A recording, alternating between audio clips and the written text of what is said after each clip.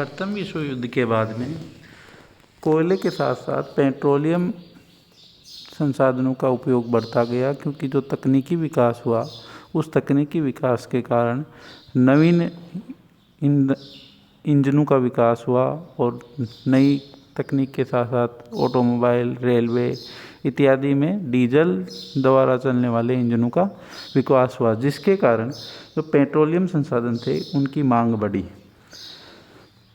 धीरे धीरे पेट्रोलियम का कई अन्य क्षेत्रों में भी उपयोग बढ़ा, जैसे घरेलू ईंधन के रूप में, औद्योगिक ऊर्जा के रूप में, कल कारखानों के इंजनों को चलाने के लिए, भट्टियों को ताप देने के लिए तथा ताप विद्युत उत्पादन में। इसके अलावा परिवहन के क्षेत्र में रेलवे,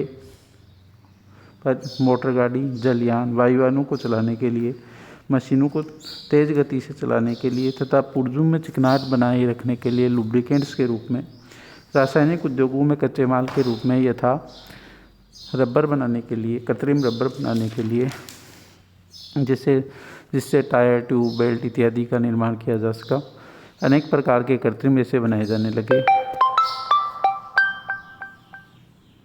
उर्वरक उद्योग में कच्चे माल के रूप में विभिन्न प्रकार के दूसरे तेल और स्नैक बनाने में तथा औषधियों में कच्चे माल के रूप में पेट्रोलियम पदार्थों का उपयोग किया जाने लगा। पेट्रोलियम से वर्तमान समय में 5000 से भी अधिक वस्तुओं का उत्पादन किया जा रहा है।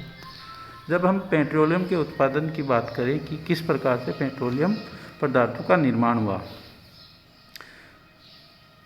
पृथ्वी के भूवैज्ञानिक काल में विभिन्न सागरीय जीवों और प्लैंकटन जैसी अति लघु वनस्पति के भूमि में दबने के बाद उस पर जैव पदार्थ जीवाणुविक क्रिया द्वारा अपघटित हो गया, जिससे कि उसमें रासायनिक परिवर्तन हुआ और वह पदार्थ तेल के रूप में लघु कणों का रूप धारण कर लिया।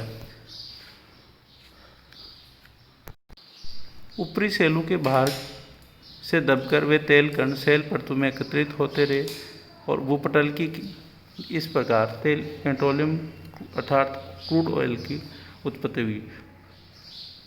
क्रूड ऑयल केवल औषधि सेलों में ही मिलता है। प्रमुख रूप से तलछटी मैदानों में, समुद्र तटीय क्षेत्रों में, उथले समुद्र के क्षेत्रों में क्रूड ऑयल प्राप्त होता है। विश्व में जो पेट्रोलियम के अनुमानित भंडार है वो 1.3 बैरल के प्रमाणित भंडार है। विश्व के जो ज्ञात भंडार है उसमें सर्वाधिक भंडार फारस की खाड़ी के समीपवर्ती क्षेत्र अर्थात पश्चिमी एशिया के अरब राज्यों में, जिसे सामूहिक रूप से मध्य पूर्व कहा जाता है। मध्य पूर्व में विश्व के 60% पेट्रोलियम के भंडार संचित हैं। इसके अलावा पूर्व सोवियत संघ, कैस्पियन सागर, काला सागर, लाल सागर, फारस की खाड़ी से घिरे हुए क्षेत्र मुख्य पेट्रोलियम के भंडार के क्षेत्र हैं। यूएसए, कैरेबियन सी, उत्तरी अफ्रीका में Algeria, Libya, Indonesia, Japan, Myanmar, Australia में सीमित मात्रा में खनिज तेल के भंडार मिलते हैं। खनिज तेल के जब हम उत्पादन की बात करें तो सर्वप्रथम मध्य पूर्व के जो देश हैं उनका उत्पादन के क्षेत्र में सामूहिक रूप से प्रथम स्थान है। परंतु जब भिन्न भिन्न देशों की बात करें तो वार्षिक उत्पादन में यूएसए प्रथम स्थान, सऊदी अरब द्वितीय और रूस तृतीय स्थान पे है। इसके अलावा ईरान, चीन, वेनेजुएला, मेक्सिको आदि देशों का महत्वपूर्ण स्थान है। मध्य पूर्व के देशों में सऊदी अरब का पेट्रोलियम उत्पादन में महत्वपूर्ण स्थान है। सऊदी अरब में पेट्रोलियम अर्थात क्रूड ऑयल मुख्य रूप से दाहरन, दम्मान, आबकाई, आइनेदार, काथिफ, गहावर इत्यादि क्षेत्रों से निकाला जाता है। यहाँ का वार्षिक उत्पादन लगभग 25 करोड़ मीट्रिक टन है। यहाँ का जो तेल है उसे रास तनूरा की रिफाइनरी में भेजा जाता है, जहाँ से इसे शोधित किया जाता है और शोधित तेल को भूमध्य सागर के तट पर स्थित लेबनान के बंदरगाह सीदोन भेजा जाता है। सीदोन से अन्य देशों को निर्यात किया जाता है। शोधित पेट्रोलियम पदार्थों के निर्यात के कारण परिवहन की लागत कम हो जाती है, जिससे कि सऊदी अरब अपना जो क्रूड ऑयल है उसके स्थान पर शोधित तेल को निर्यात कर पा रहा है। इसके अलावा उत्पादन में गहावर के तेल जो कूप हैं उनका महत्वपूर्ण स्थान है। सऊदी अरब में उत्पादन और शोधन के क्षेत्र में सऊदी अरामको कंपनी का नियंत्रण है, जो कि राज्य नियंत्रित कंपनी है। इसके अलावा जो अमेरिकन कंपनियां हैं, उन कंपनियों ने सऊदी अरब के तेल क्षेत्रों का विकास किया है। कुवैत, मध्य पूर्व में कुवैत का मुख्य तेल उत्पादन में मुख्य स्थान है। वार्षिक रूप से विश्व का 3.5% तेल कुवैत उत्पादित करता है, जहां यहाँ का तेल संयुक्त राज्य अमेरिका, जापान तथा यूरोपीय देशों को निर्यात कर दिया जाता है। कुवैत का सबसे बड़ा तेल क्षेत्र बुरगान है। बुरगान से तेल को पाइपलाइन के द्वारा मीना बंदरगाह तक पहुंचाया जाता है और मीना बंदरगाह से तेल का निर्यात किया जाता है। ईरान में प्रथम विश्व युद्ध के दौरान सर्वप्रथम क्रूड ऑयल की खोज की गई। 1908 में पहला तेल उत्पादन एंग्लो ईरानियन कंपनी ने किया और 1930 में तेल कूपों का विकास किया गया। सर्वप्रथम मस्जिद सुलेमान क्षेत्र को विकसित किया गया। द्वितीय विश्व युद्ध के बाद में 1957 में यहाँ के तेल उत्पादन में विदेशी कंपनियों को साझेदार बनाया गया, जिनमें यूएसए, ब्रिटिश, डच और फ्रांसीसी कंपनियाँ साझेदार थी।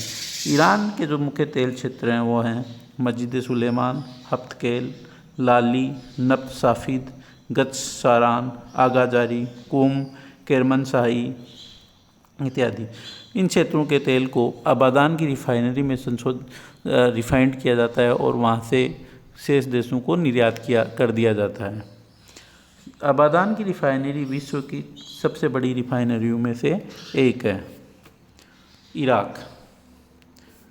इराक के जो मुख्य तेल क्षेत्र हैं वो किरकुक तथा मोसूल के समीपवर्ती भागों में मुख्य रूप से किरकुक, नफत खाना, बुटमा तथा दक्षिण में बसरा के समीप का क्षेत्र जुबैर और उमायला। किरकुक और नफत खाना के तेल को पाइपलाइन द्वारा भूमध्य सागर के तट पर स्थित लेबनान के बंदरगाह त्रिपोली पहुंचाया जाता है। इसके अलावा सीरिया के बंदरगाह बनियास को पहुंचाया जाता है, जहां से अन्य देशों को निर्यात किया जाता है। यूएई में तटीय क्षेत्र में पेट्रोलियम के 440 करोड़ मीट्रिक टन के भंडार हैं और वार्षिक उत्पादन लगभग 12.1 मीट्रिक टन है। ओमान में ट्रूसियल ओमान क्षेत्र है, जहाँ से वार्षिक उत्पादन 3 करोड़ टन है। बहरीन एक छोटा सा द्वीपीय क्षेत्र है, जहाँ लगभग वार्षिक रूप से 90 मीट्रिक टन का उत्पादन किया जाता है। पूर्व सोवियत संघ के कोयला क्षेत्र। पूर्व सोवियत संघ में मुख्य रूप से वोल्गा यूराल क्षेत्र, जो 1950 से उत्पादन में बाकू के बाद दूसरा स्थान रखता था, परंतु वर्तमान क्षेत्र में इसका प्रथम स्थान है। ये क्षेत्र फॉर्मर यूएसएसआर के वार्षिक उत्पादन का 75% क्रूड ऑयल उत्पादित करता है और वोल्गा और यूराल नदियों के बीच स्थित है। वोल्गा नदी और यूराल पर्वत के क्षेत्रों के बीच में स्थित है। पर्म, उफा, कुइबिसेव प्रमुख उत्पादक क्षेत्र हैं। इस क्षेत्र को द्वितीय बाकू नाम से भी जाना जाता है, परंतु उत्पादन के दृष्टिकोण से बाकू क्षेत्र से 4 गुना अधिक उत्पादन होता है। परम, उफा और कुइबेसिव क्षेत्र से सारे फॉर्मर यूएसएसआर को तेल सप्लाई किया जाता है। तुई माजा से 1500 किलोमीटर लंबी पाइपलाइन ओम्स तक बिछाई गई है और 3700 किलोमीटर लंबी पाइपलाइन इरकुटस्क तक बिछाई गई है। दक्षिण में कैस्पियन सागर को, उत्तर में लेनिनग्राड तक पाइपलाइनें बिछाई गई है। मैत्री पाइपलाइन, जो विश्व की सबसे लंबी पाइपलाइन है, जिसकी कुल लंबाई 7200 किलोमीटर है, जो पूर्व सोवियत तेल को पूर्वी यूरोप के देशों यथा पोलैंड, हंगरी, चेक, स्लोवाक गणतंत्र और जर्मनी को तेल की सप्लाई करती है। बाकू इसे काकेशस क्षेत्र भी कहते हैं और इसमें मुख्य उत्पादक क्षेत्र हैं बाकू, माखचकाला, ग्रोजनी, माइकोप, रकुसा, कोसा, हागिल। द्वितीय महायुद्ध के बाद में पूर्व सोवियत संघ का लगभग 90% तेल उत्पादन यहाँ से किया जाता था, परंतु वर्तमान समय में उत्पादन घटकर 20% ही रह गया है। बाकू से बातूम तक पाइपलाइन द्वारा तुआब से बंदरगाह को तथा यूक्रेन के त्रिदोया केंद्र को तेल जाता है, जहाँ से आगे निर्यात किया जाता है।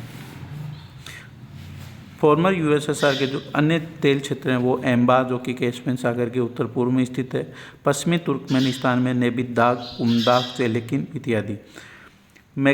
मैगिल्स लाग प्रायद्वीप जो कैस्पियन सागर के उत्तरी पूर्व भाग में, बोरिस्लाव क्षेत्र पश्चिमी यूक्रेन में, सकालीन द्वीप का सामरिक महत्व है और यहाँ के औद्योगिक विकास, समुद्री परिवहन तथा सामरिक सेवाओं के लिए इस तेल क्षेत्र का बहुत बड़ा महत्व है। पेचोरा क्षेत्र उत्तरी क्षेत्रों में, फरगना क्षेत्र किर्गिजिया, ताशकंद के पूर्व में उज्बेकिस्तान के औद्योगिक केंद्रों को विद्युत शक्ति प्रदान करता है। इसके अलावा उज्बेकिस्तान, कजाकिस्तान और किर्गिस्तान में कई तेल केंद्रों का विकास हुआ है। पश्चिमी साइबेरिया में ओब और येनिसी नदियों के बेसिन में पेट्रोलियम और प्राकृतिक गैस के विशाल मात्रा में नवीन भंडार खोजे गए हैं, जिनकी मात्रा का अभी तक निर्धारण नहीं हुआ है। ये कितनी मात्रा में यहाँ के संचित भंडार है। यूएसए, संयुक्त राज्य अमेरिका के तेल क्षेत्र।